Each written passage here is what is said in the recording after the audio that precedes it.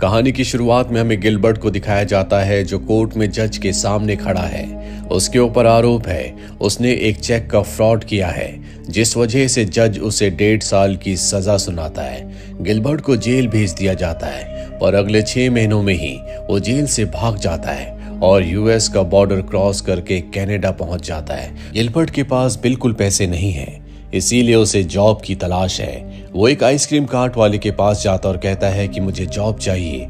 वो उसका आईडी मांगता है, लेकिन गिलबर्ट के पास यहाँ का कोई आईडी नहीं है, इसीलिए वो यहाँ से निकलकर एक बैगर के पास जाता है। गिलबर्ट के पास इस वक्त $22 होते हैं। वो बैगर को $22 देता है और उसकी आईडी ले लेता है, जिसके बाद वो उसी आइसक्रीम कार्ट वाले के पास जाता है। उसे अपनी आईडी दिखाता है, जिस पर उस बैगर का नाम लिखा होता है रॉबर्ट, यानी कि अब कनाडा में लोग उसे रॉबर्ट के नाम से जानेंगे। गिलबर्ट को भी एक कार्ट मिल जाता है। रात को एक शेल्टर में जाता है, जहां पर एंड्रिया नाम की लड़की बाहर आती है। गिलबर्ट उसे अपनी पूरी सिचुएशन बताता है। एंड्रिया उसे वहां पर रहने की इजाजत दे देती है और अब हर सुबह गिलबर्ट आइसक्रीम के कार्ट पर जाता है, जहां पर वो कुछ पैसे कमा लेता है।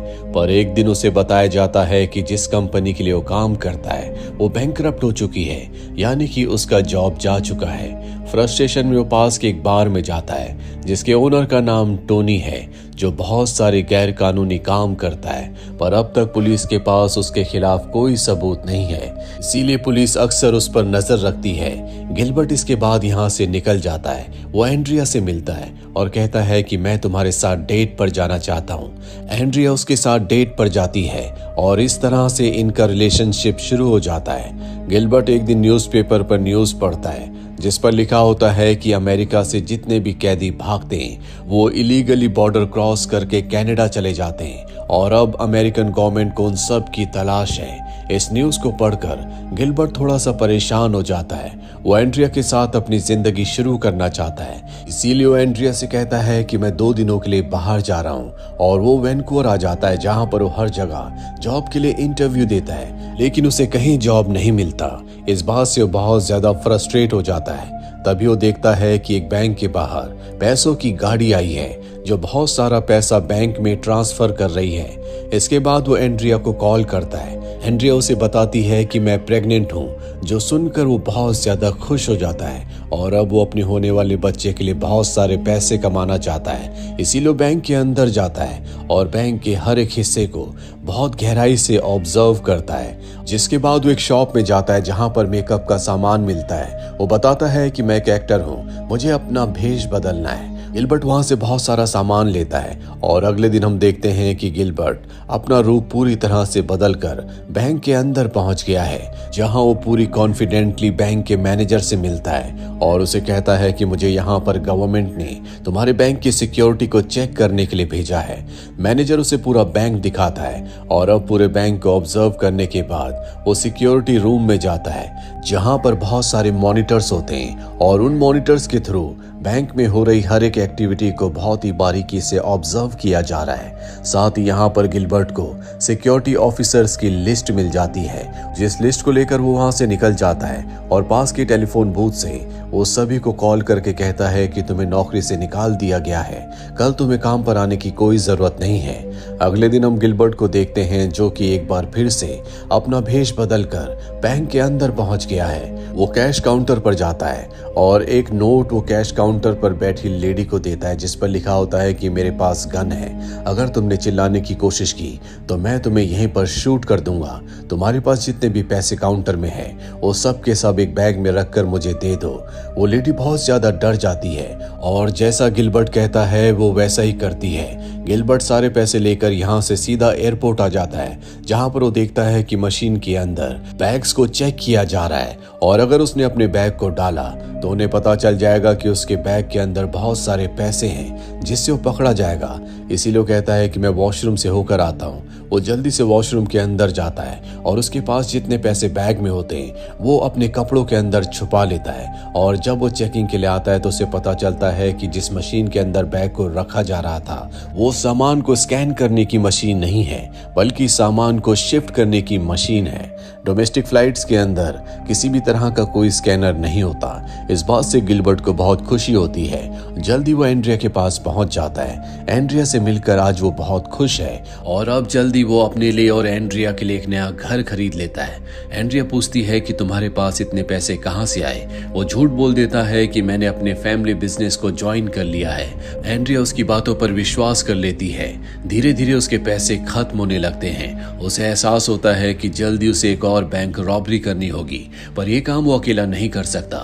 इसीलिए वो बार के ओनर टॉमी के पास जाता है जो बहुत सारे इलीगल काम करता है और उसे बताता है कि मैंने पहले भी एक बैंक रॉबरी की है, मैं चाहता हूं कि तुम भी मेरा साथ दो। टॉमी कहता है कि ये इतना आसान नहीं है। गिलबर्ट कहता है कि मात्र 3 मिनट्स में मैं किसी भी बैंक को लूट सकता हूं। उसकी बातों पर टॉमी विश्वास नहीं करता। टॉमी के बार के सामने एक बैंक होता है। गिलबर्ट कहता है कि मैं तुम्हें अभी दिखाता हूं। वो बैंक के अंदर जाता है और 3 मिनट्स के अंदर वो बैंक को लूट कर बाहर आ जाता है। ये देखकर टॉमी बहुत ज्यादा इंप्रेस हो जाता है, जिसके बाद वो गिलबर्ट के साथ काम करने के लिए तैयार हो जाता है। और अब गिलबर्ट अलग अलग शहरों में जाकर कई सारे बैंक्स को लूटता है। हर बार वो अपना भेष बदलता है और बैंक के अंदर जाता है। बड़ी सफाई से कुछ ही मिनट्स में वो बैंक के पैसे लेकर वहां से निकल जाता है। किसी को इस रॉबर का नाम नहीं पता, इसीलिए लोग इसे नाम देते हैं फ्लाइंग बैंडिट, जो चलते फिरते कहीं भी किसी भी बैंक को लूट लेता है। पर टॉमी के साथ मिलकर अब तक 36 बैंक्स को लूट चुका है। ये दोनों के दोनों बहुत अमीर हो चुके हैं। इनके पास पैसों की कमी नहीं है। गिलबर्ट ने अब महंगी महंगी गाड़ियां खरीद ली है, लेकिन अब भी टॉमी का लालच खत्म नहीं हुआ। वो गिलबर्ट से कहता है कि शहर में एक बहुत बड़ी ज्वेलरी शॉप है, अगर हमने एक बार वहां पर चोरी की तो हमें जिंदगी में कभी दोबारा चोरी नहीं करनी पड़ेगी। गिलबर्ट उसकी बात मान जाता है। दूसरी तरफ हमें डिटेक्टिव जॉन और उसके पार्टनर को दिखाया जाता है, जो अब किसी भी तरह से उस बैंक रॉबर को पकड़ना चाहते हैं, जिसके बारे में उनके पास कोई सबूत नहीं है। इन दोनों को शक है कि यह काम टॉमी का है, क्योंकि शहर में हर तरह के इलीगल काम वही करता है। डिटेक्टिव जॉन के पास ऊपर से हर तरह की परमिशन है। वो अपनी पूरी एक टीम बनाता है ताकि किसी भी कीमत पर वो फ्लाइंग बैंडिट को यानी कि रॉबर को पकड़ सके।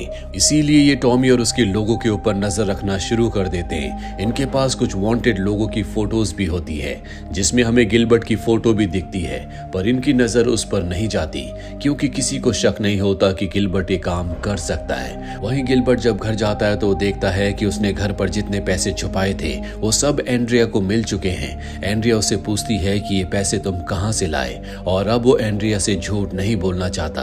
वो बता देता है कि मैंने बैंक रॉबरी की है।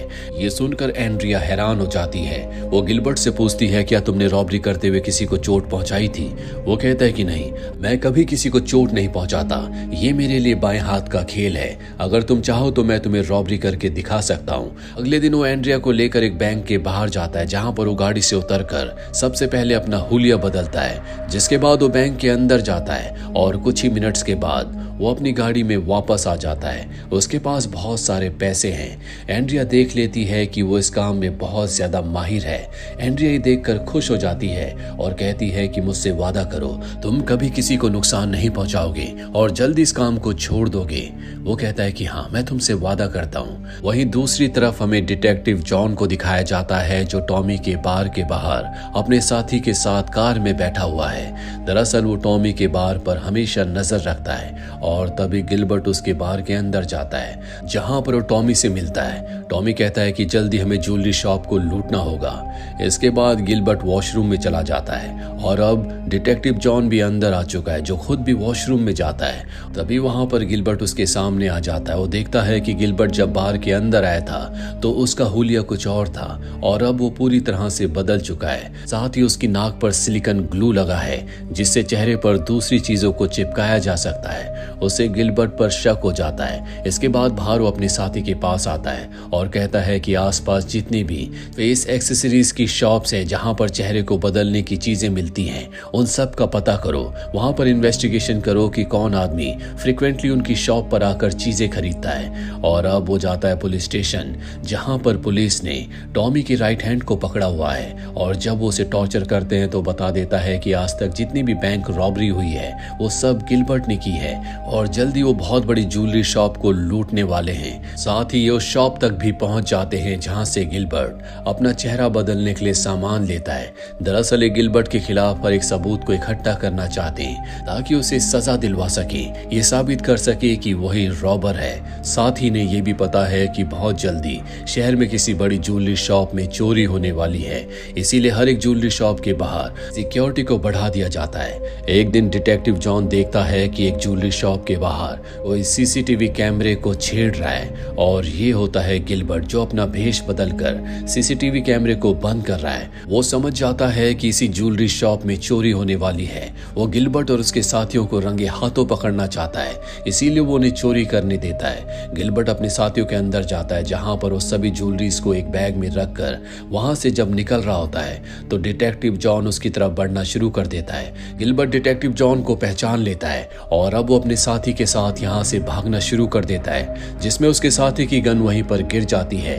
ये दोनों भागते भागते एक मॉल में आ जाते हैं जहां पर इन्हीं की तरह और भी लोगों ने हूबहू कपड़े पहने हुए होते हैं, जो कि इनके प्लान का हिस्सा था। डिटेक्टिव जॉन यहाँ पर पहुंच जाता है पर वो कंफ्यूज्ड हो जाता है क्योंकि यहाँ पर एक जैसे कपड़े बहुत सारे लोगों ने पहने हुए हैं और इसी मौके का फायदा उठाकर यहाँ से गिलबर्ट अपने साथी के साथ सारी ज्वेलरी लेकर निकल जाता है। सबसे पहले वो एंड्रिया को कॉल करता है और कहता है कि तुम तैयार हो जाओ, जल्दी हमें शहर छोड़कर यहाँ से निकलना होगा। उसे पता है कि कभी भी डिटेक्टिव जॉन उसके घर तक पहुंच सकता है, पर जब वो घर पहुंचता है तो देखता है कि उसकी वाइफ एंड्रिया का वाटर ब्रेक हो चुका है। कभी भी वो बच्चे को जन्म दे सकती है, इसीलिए वो उसे लेकर हॉस्पिटल आ जाता है जहां पर एंड्रिया एक बेबी गर्ल को जन्म देती है। ये इनका पहला बच्चा है, इसीलिए दोनों के दोनों बहुत खुश हैं। वहीं हमें डिटेक्टिव जॉन को दिखाया जाता है जो अपनी टीम के साथ गिलबर्ट के घर पर पहुंच जाता है। वो पूरे घर की तलाशी लेता है पर वहां पर उसे कुछ नहीं मिलता। दरअसल पहले गिलबर्ट ने अपने सारे पैसे सब कुछ कहीं छुपा दिया है। दरअसल गिलबर्ट इस शहर को छोड़कर हमेशा के लिए जा चुका है। अब वो एक नए शहर में रहता है जहां पर उसका एक नया नाम है। गिलबर्ट को इस शहर में रहते हुए कुछ साल बीत जाते हैं और अब एंड्रिया एक बार फिर से प्रेग्नेंट हो जाती है और एक दिन उसके घर का दरवाजा नॉक होता है। गिलबर्ट जब दरवाजा खोलता है तो बाहर टॉमी होता है जो कि अब उसका एक अच्छा दोस्त है। टॉमी उससे पूछता है कि हमें अगली चोरी कब करनी है। गिलबर्ट कहता है कि अब ये काम मैं छोड़ चुका हूँ, मैं कोई रॉबरी नहीं करूंगा। इसके बाद टॉमी वहां से चला जाता है पर गिलबर्ट को एहसास होता है कि उसके पैसे धीरे धीरे खत्म हो चुके हैं, इसीलिए उसे दोबारा रॉबरी करनी होगी। रात को ये बात वो एंड्रिया को बताता है। एंड्रिया कहती है कि अब तुम दोबारा कभी चोरी मत करना, तुम कोई और भी काम कर सकते हो। गिलबर्ट रात भर इस बारे में सोचता है और अगली सुबह सुबह वो एक पेपर के ऊपर अपनी लोकेशन लिखकर घर से निकल जाता है। कुछ देर के बाद जब एंड्रिया उठती है तो देखती है कि गिलबर्ट घर पर नहीं है। तभी उसका फोन रिंग होता है और जब वो फोन को रिसीव करती है तो दूसरी तरफ डिटेक्टिव जॉन होता है जो उससे पूछता है कि तुम्हारा हस्बैंड कहाँ पर है। वो कहती है कि इस बारे में मुझे कुछ नहीं पता। वहीं हमें गिलबर्ट को दिखाया जाता है जो एंड्रिया को कॉल करता और कहता है कि कल सुबह मुझे एयरपोर्ट पर लेने आ जाना। जिसके बाद वो अपना हुलिया बदल कर एक बैंक के अंदर जाता है और बड़ी सफाई के साथ हमेशा की तरह वो बैंक को लूट कर वहां से निकल जाता है और बाहर उसे कोई टैक्सी नहीं मिलती। तभी वहां पर एक लेडी खड़ी होती है जिसके पास कार है। वो उसकी कार के बदले उसे अच्छे खासे पैसे देता है। वो लेडी अपनी कार उसे बेच देती है और गिलबर्ट उस कार से वहां से निकल जाता है। उस देर के बाद डिटेक्टिव जॉन बैंक पहुंच जाता है जहां पर वो सभी एम्प्लॉयज को गिलबर्ट की फोटो दिखाता और पूछता है क्या इसी आदमी ने रॉबरी की थी, पर हर कोई कहता है कि ये वो आदमी नहीं है, रॉबरी करने वाला कोई और था। दरअसल गिलबर्ट ने अपने चेहरे अपने हुलिये को इतनी सफाई के साथ बदला था कि कोई उसे पहचान नहीं सकता। तभी एक आदमी बताता है कि मैंने बाहर इस आदमी को देखा था, टैक्सी ढूंढ रहा था। और अब डिटेक्टिव जॉन को पूरा यकीन हो चुका है कि रॉबरी करने वाला गिलबर्ट है और हो ना हो वो एयरपोर्ट गया होगा। वहीं पर एयरपोर्ट वाले उसे पहचान लेते हैं, जिसके बाद वो डिटेक्टिव जॉन को इन्फॉर्म करते हैं। डिटेक्टिव जॉन कहता है कि उसकी फ्लाइट को टेक ऑफ होने दो, जब उसकी फ्लाइट लैंड होगी हम उसे अरेस्ट कर लेंगे। दरअसल ये नहीं चाहते कि गिलबर्ट एक बार फिर से भाग जाए। ये दोनों के दोनों जल्दी से एयरपोर्ट पहुंचते हैं और एक प्राइवेट हेलीकॉप्टर से गिलबर्ट की फ्लाइट के लैंड होने से पहले वहां पर पहुंच जाते हैं। वहीं गिलबर्ट जब एयरपोर्ट से बाहर निकलता है तो उसकी वाइफ यानी कि एंड्रिया अपनी बेटी के साथ उसे रिसीव करने के लिए आई होती है। अभी वहां पर डिटेक्टिव जॉन आ जाता है जो गिलबर्ट को अरेस्ट कर लेता है। उसके पास बैंक से लूटे हुए पैसे भी हैं, यानी कि अब इनके पास सारे सबूत हैं। इसके बाद एंड्रिया को भी पुलिस स्टेशन बुलाया जाता है। वहां पर डिटेक्टिव जॉन उसे बताता है कि तुम्हारा हस्बैंड यानी कि गिलबर्ट एक झूठा इंसान है। उसे 1.5 साल की सजा हुई थी पर 6 महीने में वो जेल से भाग गया और इलीगली कनाडा आ गया, जहां पर सबसे पहले उसने अपना नाम बदला। जो नाम अब तक तुम उसका जानती हो वो उसका असली नाम नहीं है। दरअसल अब तक हर एक इंसान को उसका नाम रॉबर्ट पता था, जो असल में उस बैगर का नाम था जिससे उसने उसकी आईडी ली थी। उसका असली नाम गिलबर्ट अब तक किसी को पता नहीं था।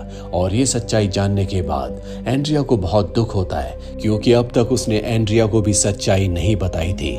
एंड्रिया उससे कहती है कि तुमने मुझे धोखा दिया और वहां से चली जाती है।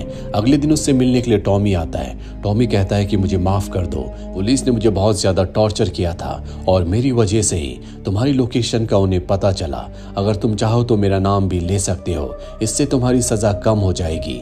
गिलबर्ट कहता है कि तुम मेरे दोस्त हो, मैं चीजों को इस्तेमाल करता हूँ, दोस्तों को नहीं। टॉमी कहता है कि तुम मेरे सच्चे दोस्त हो। अगले दिन गिलबर्ट को 20 सालों की सजा सुनाई जाती है कि उसने जितने भी अपराध किए थे वो सब के सब साबित हो चुके हैं। साथ ही कुछ सालों के बाद टॉमी को भी 8 सालों की सजा हो जाती है, क्योंकि डिटेक्टिव जॉन को उसके दूसरे गैर कानूनी कामों के खिलाफ कई सारे सबूत मिल गए थे। कई साल बीत जाते हैं और अब गिलबर्ट आजाद हो चुका, उसे जेल से रिहा कर दिया गया है। वो एक ट्रक ड्राइवर है। उसकी 2 बेटियां हैं जो कि अब बड़ी हो चुकी हैं। दरअसल उसकी वाइफ एंड्रिया ने उसे डिवोर्स दे दिया था, इसीलिए अब वो अपने घर पर नहीं रहता। और हो सकता है कि गिलबर्ट के पास अब भी उसकी रॉबरी के बहुत सारे पैसे हों जो उसने कहीं पर छुपा रखे हैं। आपको क्या लगता है? कमेंट बॉक्स में जरूर लिखें। उम्मीद करते हैं कि ये कहानी आपको पसंद आई होगी।